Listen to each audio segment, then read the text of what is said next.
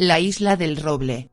La leyenda del tesoro que ya se cobró 6 víctimas y cientos de frustraciones. Desde finales del siglo XVIII hasta la fecha, el misterio ha sido una constante en torno a la isla del Roble. 6 personas han muerto y otras cientos de almas han vivido penurias intentando desenterrar un supuesto tesoro del que poco se sabe. Ubicada en el condado de Lunenburg, sobre la costa sur de Nueva Escocia, en Canadá, la isla del Roble es una de las cientos que conforman la bahía de Mahone, con una superficie de 57 hectáreas y una altura máxima de 11 metros sobre el nivel del mar. Encierra uno de los misterios arqueológicos más grandes de América del Norte. El enigma involucra a personajes como el Capitán Kidd y su pozo del tesoro, o joyas de la decapitada reina de Francia, María Antonieta, o manuscritos que demostrarían que parte de la obra de William Shakespeare habrían sido escritos por Francis Bacon. También está vinculada a un joven Franklin Delano Roosevelt que,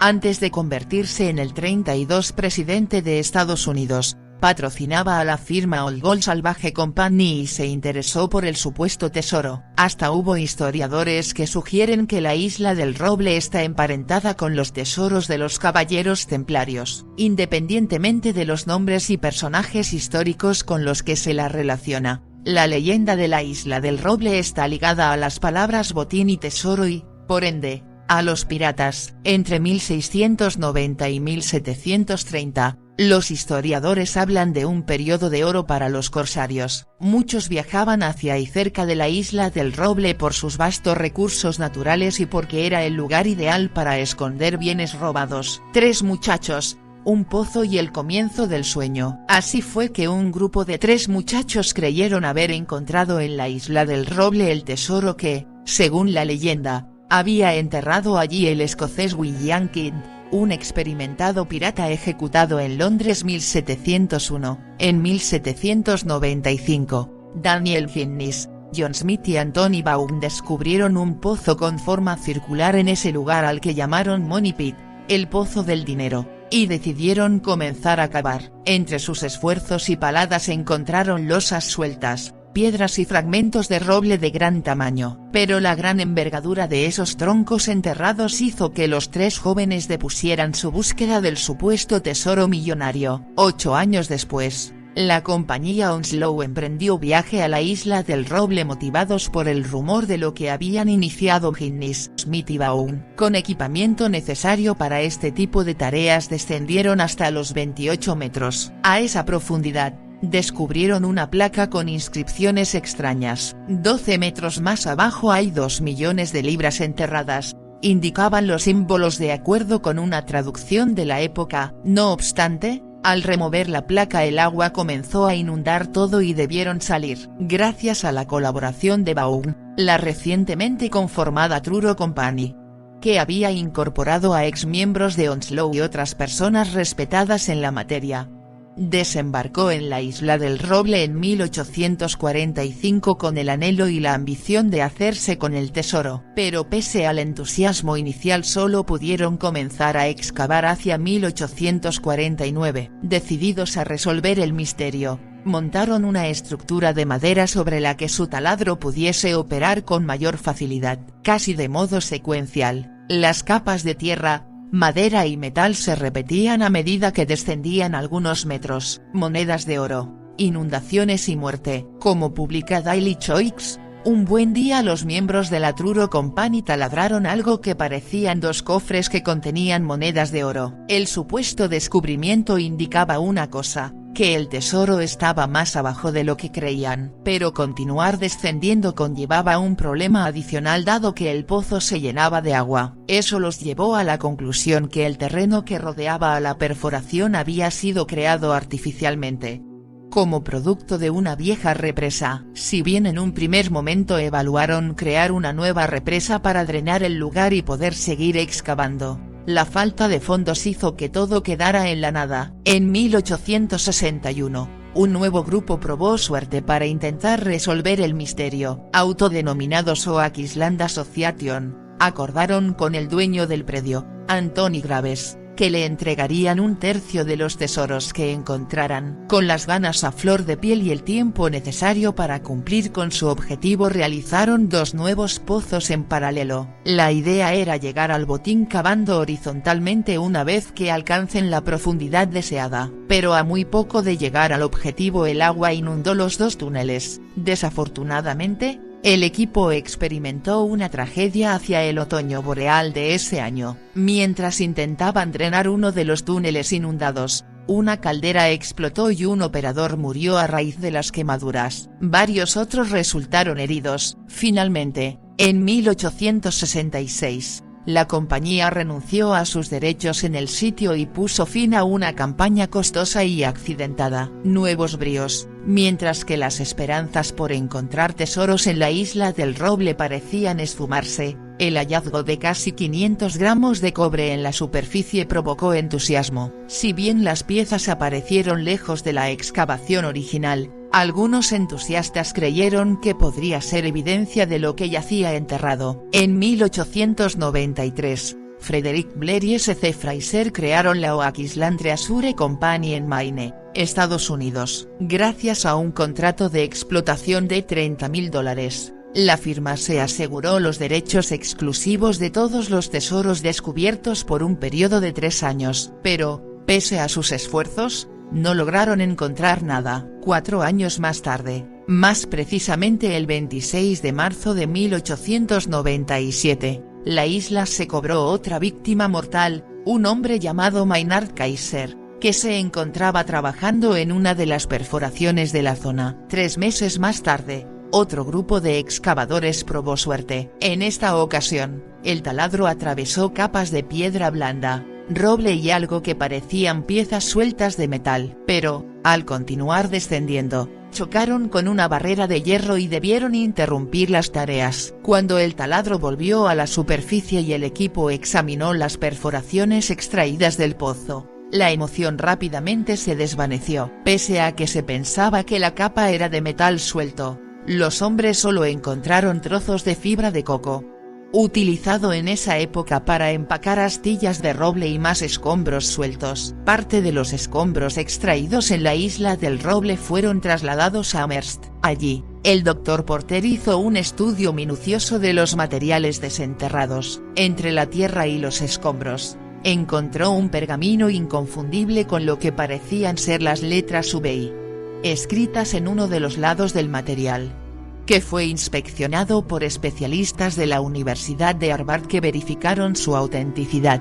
Roosevelt y la búsqueda en el siglo XX. En 1909, a la edad de 27 años, Franklin Delano Roosevelt se unió a las filas de la Old Gold Salvage and Wrecking Company. De excelente posición económica y formado en Harvard, pasó ese verano frente a las costas de Nueva Escocia. De la misma manera que cualquier otro buscador de tesoros, Roosevelt estaba muy esperanzado de encontrarlo. Como consigna Oak Island Money Pit, en una carta dirigida a un amigo personal, se interesó por el misterio de la isla y tenía intenciones de regresar a la bahía Mahone. Motivado por lo que había visto en 1897, Chappell regresó a Canadá desde Australia y junto con Frederick Blair, que había conservado el contrato de arrendamiento, se involucró en la búsqueda. Sus primeras excavaciones arrojaron hallazgos: un hacha, un ancla y una púa, elementos que los llevaron a creer que podían ser rastros de alguna antigua civilización. Blair, Chappell, su hermano Renerick, su hijo Melbourne y su sobrino Claude, comenzaron a trabajar en 1931. Como ya había ocurrido, el grupo se topó con más dificultades que soluciones. Buscaron el Pozo del Dinero, pero, para ese entonces, el sitio había sufrido casi 140 años de excavaciones y la superficie de la isla lucía confusa. No sabían por dónde empezar. Tras haber leído sobre el tema en un artículo en el New York Times de 1928, un hombre llamado Gilbert Eden se interesó en el Pozo del Dinero y la isla del Roble. Ese interés se convirtió en obsesión y tras comprar parte de la isla y negociar con Blair, consiguió los medios necesarios y comenzó a trabajar en la zona en 1936. En los primeros meses, el equipo de Eden no tuvo mayores descubrimientos, Pero en 1937 todo cambió, al excavar en uno de los muchos túneles auxiliares que marcan la isla. El equipo tropezó con una serie de elementos fascinantes. A 20 metros de profundidad dieron con una lámpara minera y dinamita sin explotar. A 30 metros desenterraron masilla de arcilla nunca antes vista en la isla. Si bien su interés por el tesoro de la isla del Roble nunca disminuyó, en 1938 Eden cambió de planes y decidió abocarse a los asuntos comerciales de la industria del acero. La tragedia de los Restal. Desde el mismísimo primer intento de los tres intrépidos muchachos de 1795, un gran número de creencias fantásticas se tejieron en torno al destino de la isla del Roble. Algunas profecías presagiaban que para desenterrar el tesoro debían morir al menos 7 personas, y la familia Restal no hizo más que agrandar la leyenda. Robert Restal llegó a la isla en 1959 después de firmar un contrato con uno de los terratenientes. Se instaló con Bobby,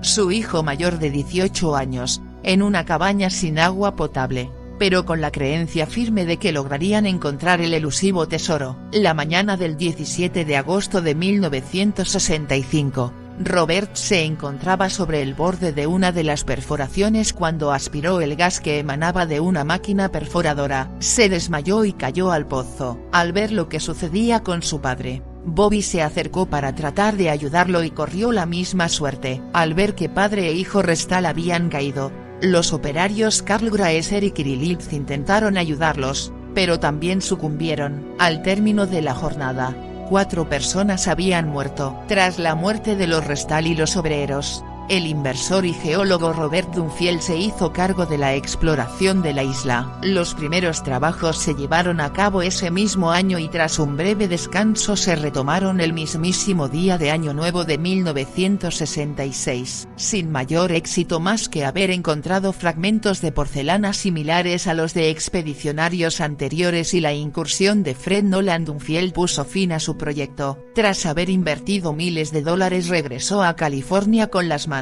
vacías, después de haber hecho trabajo de campo en el área y una tregua con los demás buscadores de tesoros. En 1969 Daniel C. Blankenship y David Tobias conformaron la Triton Alliance Limited. Al explorar la zona de Old Smith Cove, el equipo descubrió una formación de troncos en forma de U, tijeras de hierro forjado, un trineo de madera y otros artefactos de hierro, como clavos y púas. Según reportes de la época, el equipo sumergió una cámara y en la superficie analizaron lo que parecía ser una mano, un fragmento de un cadáver y varios cofres. Esto motivó a que se realizaran 10 inspecciones con buzos.